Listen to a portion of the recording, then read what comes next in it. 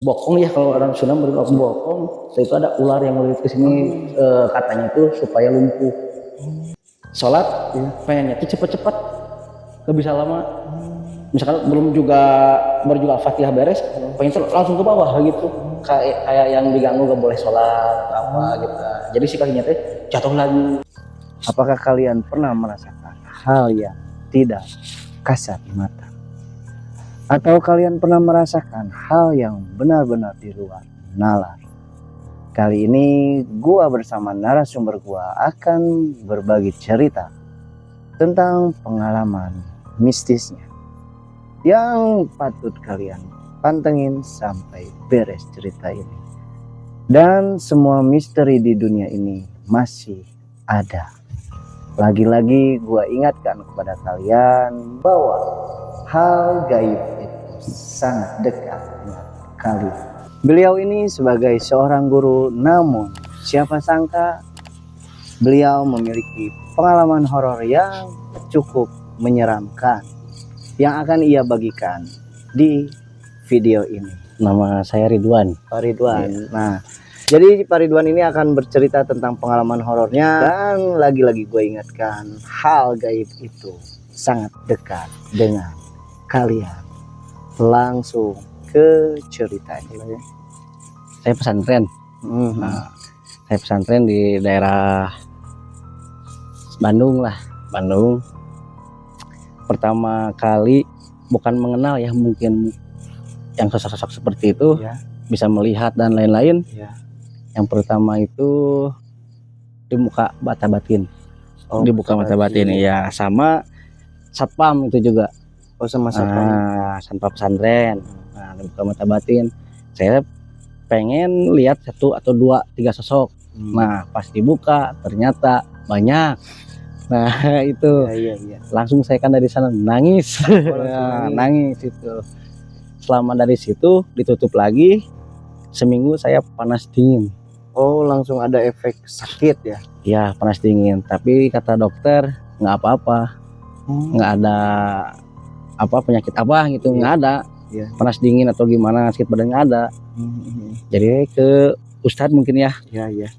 Dibaca-baca dan lain-lain. Alhamdulillah selama seminggu sembuh lagi. Langsung sembuh. Nah, itu pas kesini SMA banyak kejadian-kejadian setelah ditutup itu. Nah, katanya itu kata yang orang bisa sedikit lagi itu nggak ketutup, ada ada luang, ada celah. Nah, itu katanya banyak yang masuk. Nah, gitu. Emang sama saya juga kerasa di sini tuh kayak yang pegel, kayak yang masuk angin, tapi lebih-lebih.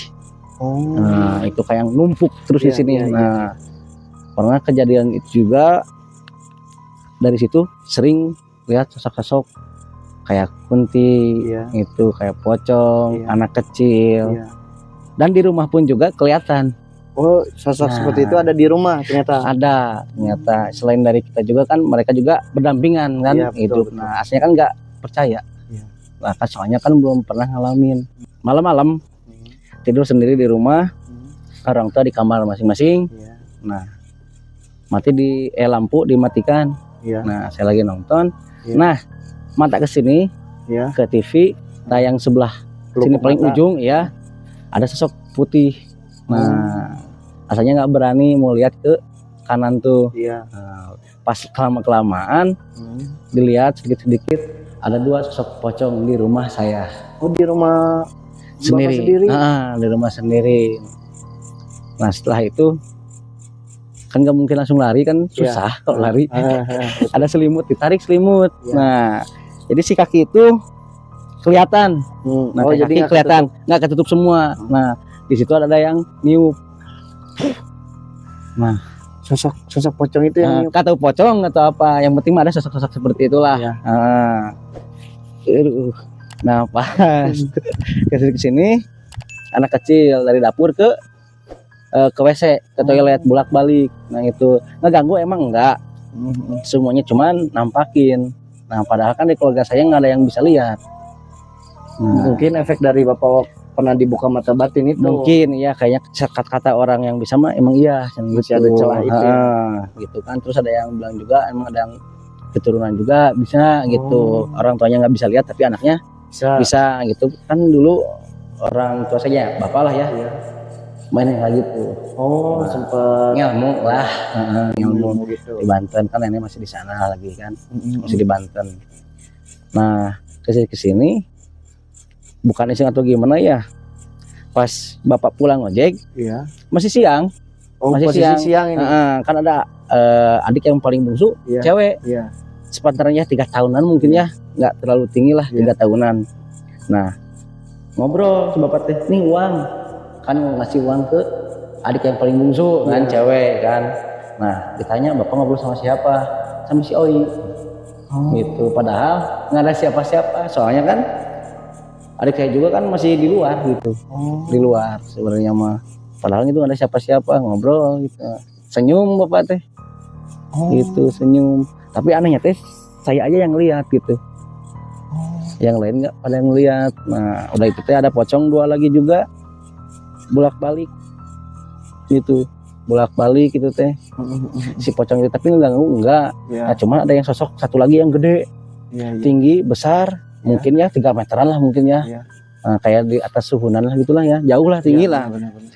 Kan di depan rumah saya itu ada warung. Ada warung nenek. Pas nenek yang punya warung itu. Ya pas dibuka mau ke warung, kayak mati lampu semuanya tuh. Gelap. Gitu, gelap. Nah pas lihat ke kanan, sebelah kanan lampu nyala, gitu. Pas lihat lagi ke depan nggak ada lagi, mati lampu, kayak mati lampu. Pas lihat ke atas, tinggi, gede, matanya merah. Sosoknya tinggi besar. Nah katanya itu kiriman, Ada yang sirik, padahal kedua orang tua saya kan nggak ada yang masalah atau gimana gitu. Nah cuman kenanya tuh ke mamah terus. Ke ibu bapak. Gitu, kena terus kan, sampai kejadian kan 2 bulan nggak bisa jalan. Nah itu banyak orang-orang lah, ada yang kenal ada yang enggak, mau nyembuhin mama gitu. Tapi tetap selama 2 bulan itu belum bisa jalan, masih tahap belajar. Kayak anak kecil yang mau belajar lagi jalan gitu. Iya gitu. Katanya ada yang ngirim ke daerah nggak terlalu jauh sih, dekat sebenarnya. Katanya kan ini kan dari sini ke bawah itu nggak bisa jalan, nggak bisa gerak. Tapi ke atas normal, normal gitu, makan atau gimana normal, aktivitas gitu kan. Cuman dari sini ke bawah nggak bisa jalan gitu, meskipun udah berdiri langsung jatuh lagi. Kayak yang sarafnya nggak fungsi ya? Iya, nah gitu. Katanya cina ada yang ngirim gitu. Terus ini kan bebokong ya, kalau orang Sunda bebokong. Setelah itu ada ular yang melilit ke sini, katanya itu supaya lumpuh.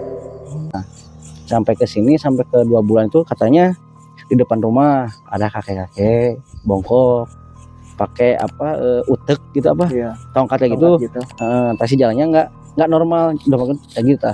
Kayak yang panjang sebelah si kakinya tuh. Nah, itu posisi si ibu masih sakit gitu. Masih banyak usaha kayak gitu juga, ngedatengin tapi nggak sembuh ya, tetap. Tapi ada 1 orang yang terus bukan terapi ya, diaping gitu. Diaping selama 2 bulan. Setelah itu alhamdulillah bisa jalan, tapi nggak bisa jauh. Sholat pun juga, pengennya tuh cepet-cepet, nggak bisa lama. Misalkan baru juga Fatihah beres, pengen langsung ke bawah gitu. Kayak yang diganggu gak boleh sholat gitu. Jadi si kakinya teh jatuh lagi. Tapi gitu. Bapak sempat ke medis itu? Ke medis udah, nggak ada apa-apa. Medis nggak ada apa-apa. Nggak ada.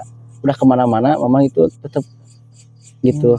Sebelum itu juga baru setengahnya beres, setengahnya belum beres, ada lagi. Terus yang ngirim lagi. Belum sempat sembuh, hajar terus lagi. Gitu lagi. Kan dulu kan sampai ke nggak tahu sakit atau gimana gitu ya. Habis bengok. Gitu. Kayak yang stroke gitu. Padahal enggak. Dicek medis padahal enggak ada gejala stroke. Enggak ada. Udah kemana-mana, dokter kemana-mana gitu, tetap nggak ada penyakit atau apa, nggak ada. Sehat. Nah gitu. Nah sudah beres itu teh, udah 2 bulan beres. Nah itu masih ada tetap yang ngirim itu, yang ngirim itu tetap gitu. Tapi nggak ke bapak, nggak ke siapa-siapa, mama terus gitu. Belum juga sembuh, datang lagi. Udah setengahnya sembuh, datang lagi gitu, terus numpuk gitu. Tapi alhamdulillahnya si mama itu sabar dan nggak mau tahu siapa orangnya gitu. Nah pas kelamaan ngobrol bapak sama mama, kedengeran sama saya.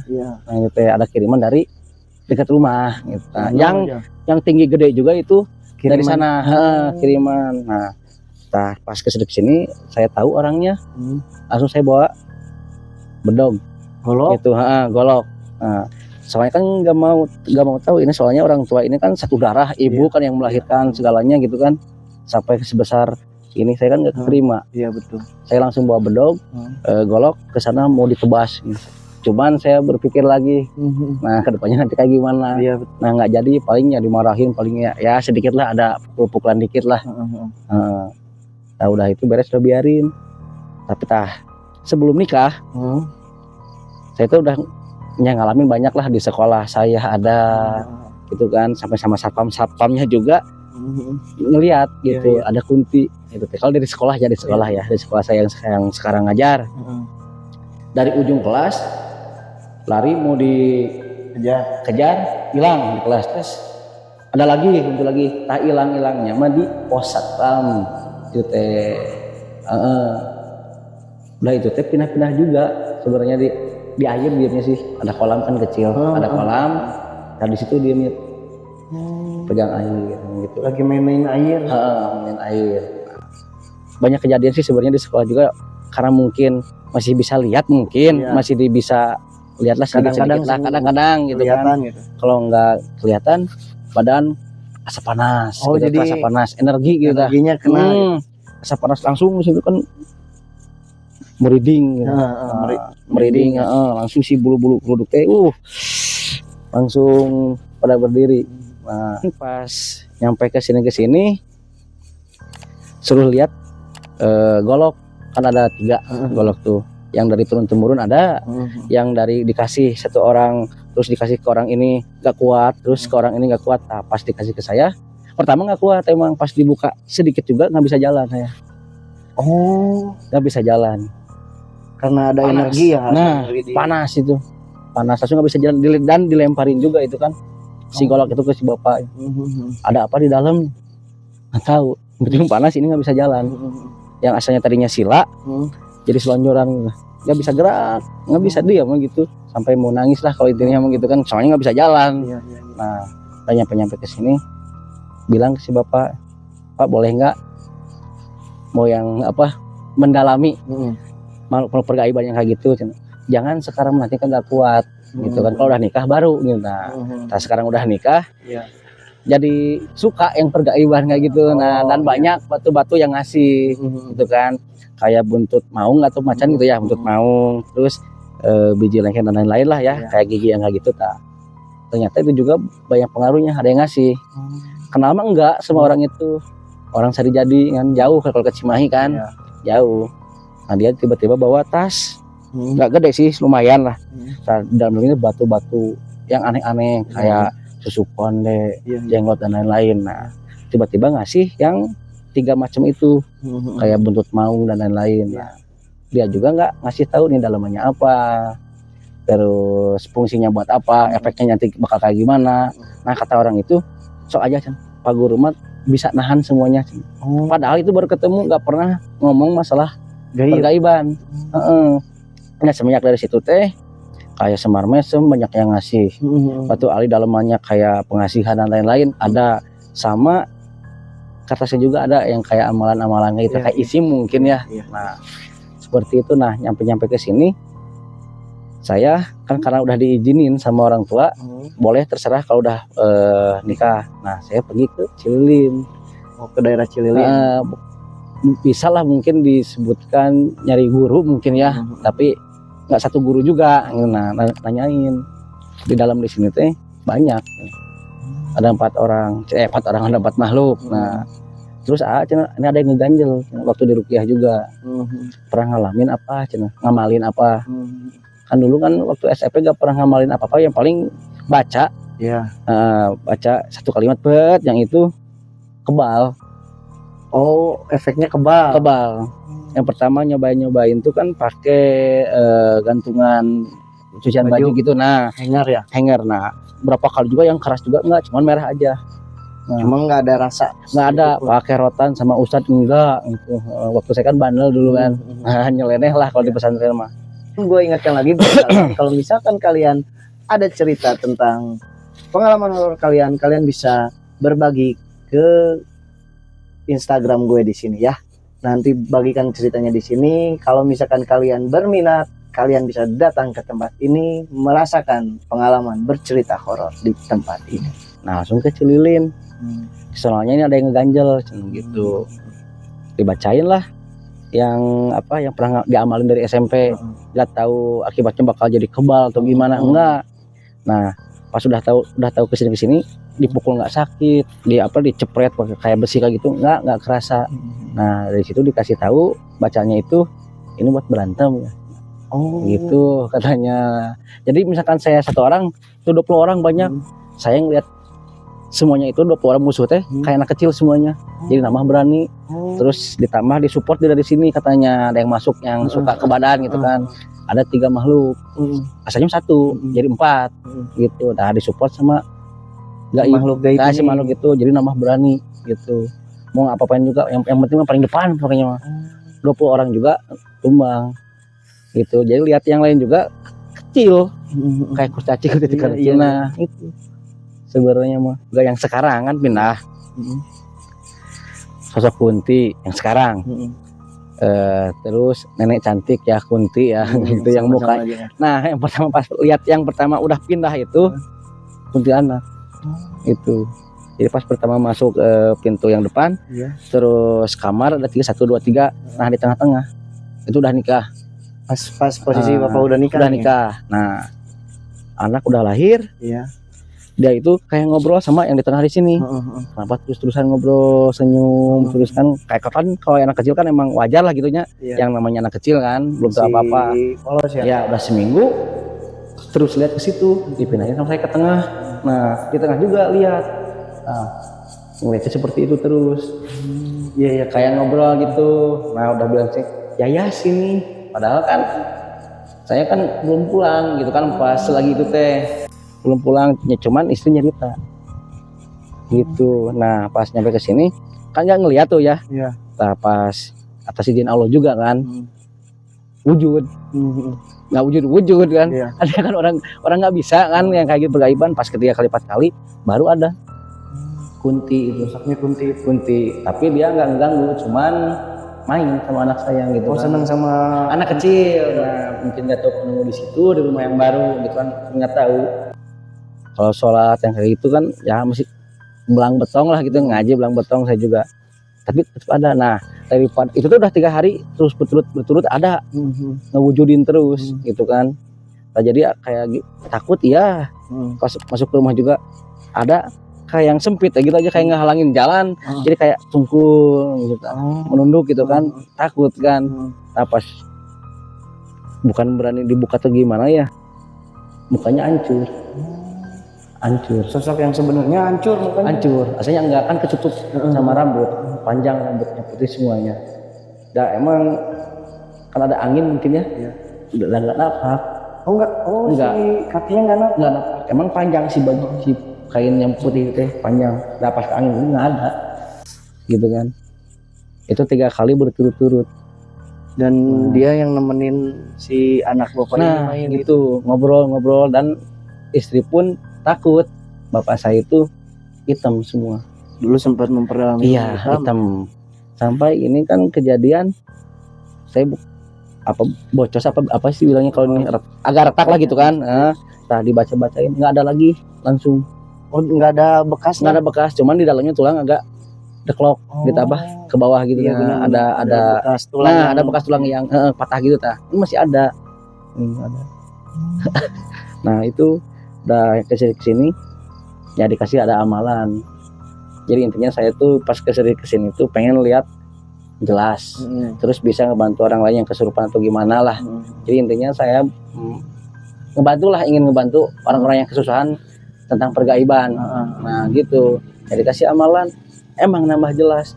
Cuman nggak tahu caranya gimana, udah ada sosok kunti dan lain-lain, pocong dan lain-lain, anak kecil harus digimanain.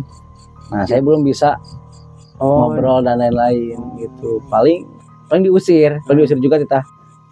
Pergi gitu ta. Jangan ganggu yang di rumah. Emang nggak ganggu enggak gitu. Nah hilang dari situ. Dan sekarang juga jadi agak burem ngelihatnya. Jadi kata orang bisa juga titisan katanya. Jadi gampang mencerna yang dari orang tua punya ke kita. Nah, katanya ada wadah yang pergaiban gitu, nggak akan, tapi efeknya saya nggak apa-apa, cuman ada kejadian-kejadian di rumah itu baru-baru ini, mungkin ya 2 minggu ke belakang atau 3 minggu ke belakang mungkin ya, 2 minggu kayaknya. Saya ke air malam-malam jam 2 malam, udah kencing mau di banjur. Ada yang ngebisikin, bukan ngebisikin itu, ngomong itu mah di pinggir. Padahal kan nggak ada siapa-siapa. Jam 2 malam, balik ke mana? Nah, langsung nggak ada orang itu. Nggak ada, itu jam 2 malam di rumah sendiri. Nah, pas di sini, kan di dalam hati bilang biar nggak terlalu takut, ayo mati cai gitu, terus ngompol gitu, udah kencing gitu kan, nanya lagi gitu. Pas mau dibanjiri nggak jadi kan, langsung jalan kayak yang susah jalan teh. Pelan-pelan nengok ke belakang juga kayak nggak berani gitu. Nggak berani, kayaknya ini mah agak kenceng kayaknya energinya.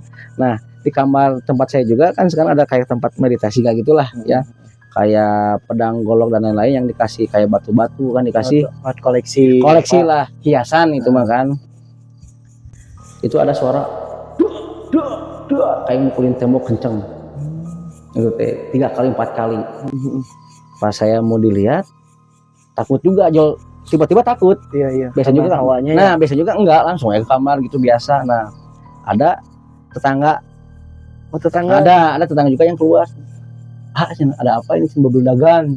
Nah kayak ada yang mukul apa dinding, bedak gitu. Kayaknya kucing kata saya gitu. Padahal yang berbeledagan itu kayaknya mungkin dari sosok-sosok yang di dalam batu atau di pedang atau di golok. Nah di koleksi bapak itu ya, mungkin kayaknya dari situ. Nah saya tidur kan dikasih sama orang Sari Jadi itu teh, bilang besoknya, Pak malam ada kejadian. Tapi kejadiannya nggak ke keluarga, cuman ke saya aja. Suara kayak yang berantem bedak ke dinding-dinding yang di rumah teh. Nah gitu. Terus itu juga 2 hari berturut-turut keluar lagi tetangga gitu ya, ambil dagan duit gitu. Kayaknya kucing jatuh dari atas gitu. Sering banget pokoknya itu. Nah besoknya lagi bilang ke si bapak yang punya batu yang pertama kayak buntut maung dan lain-lain, malah ketawa aja, sok aja si Pak Guru mah bisa ngehandle yang kayak gitu macam gitu. Padahal kan baru 2 kali ketemu. Nah ya udah beres itu, udah cerita beres itu.